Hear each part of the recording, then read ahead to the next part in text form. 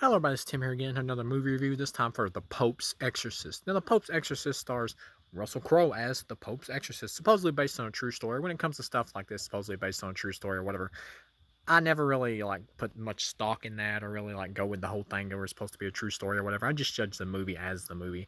And as far as the movie goes, it's alright. I liked it as an alright time waster. I didn't hate this movie. Ultimately, I did like it. I mean, not like it as in, I'm through the roof, I really like it. It's like, no, I liked it.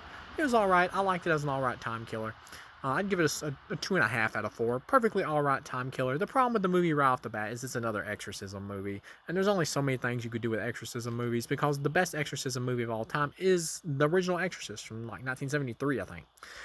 Or 5. I can't remember which. But um, it's been done. The best exorcism movie has been done. And every movie after that is just cribbing from it. There's not really been any original exorcism type movie or anything really original done with the material. I think the closest was maybe maybe the last exorcism, that one. And even that one wasn't great. It was more decent, and the sequel was awful. This is another one that's just all right. It does a little bit new with the material or whatever. Once again, if you can hear stuff in the background, I'm sorry. I do these reviews outside now pretty much after I see a new film. But yeah. It tries to do some new stuff with the material because you got Russell Crowe as the primary priest to the or primary exorcism priest to the Pope, who goes automatically his own speed dial for the Pope and gets sent off on missions to go whoop demon ass. And you got the demon that possesses this little boy, and it is kind of rote where he's grabbing his mom's boobs, or whatever. He's like, oh, I want milk, grab your titties. You get the over the top demonic voice or whatever. The only thing missing is him spinning his head around with pea soup or whatever. It's the same type of shit you've seen a million times in exorcism movies.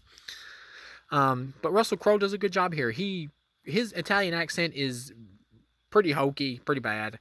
But at the same time, the way he plays the character is good because he injects humor into it. He's like a priest who doesn't take the exorcism jobs and stuff like that too seriously. He makes jokes and stuff while he's doing it and everything, which makes it entertaining and funny.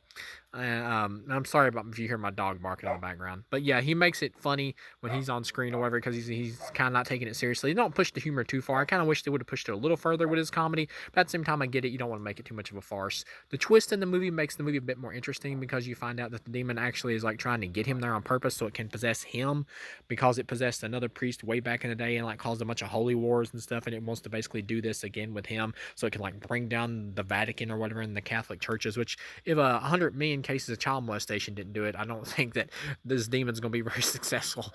But anyway, it tries to tries to possess Russell Crowe and all that. It does possess him by the end, and he goes and he's got this younger priest helping him, just like the Exorcist, and they manage to take the demon out of him and banish it back to hell. And this kind of over the top CGI or whatever, where it's going down hell and it's molten lava looking, fire and all that. It's a bit over the top, but at the end, of course, you get Russell Crowe being sent on a mission will you take this mission to go into 100 different places and expel 100 different demons or whatever? And he's like, I got this. And it pretty much ends with a setup for a sequel. And I believe this movie did do well, so it's got a setup for it's already getting a sequel. So that's good. It was all right. I think there's room for improvement here where they could do a better sequel to this material. But as far as this one goes, it's all right. I liked it. But there is set up for what could be a interesting, fun series with Russell Crowe doing being the comedic priest or whatever. And he gets some funny lines in the movie where he looks at the other priest, the younger one, after he's been beat up by the demon and everything. He's like, "You look like shit." That was actually pretty funny. But yeah, overall, 2.5 out of 4. This is an all right movie. I liked it for what it is. Mainly because of the way Russell Crowe's character was written. His accent is pretty bad, but just the way he's written with how comedic and stuff he is, it's fun. So overall, all right time waster. Perfectly harmless movie. So thank you guys for watching. I'll see you again.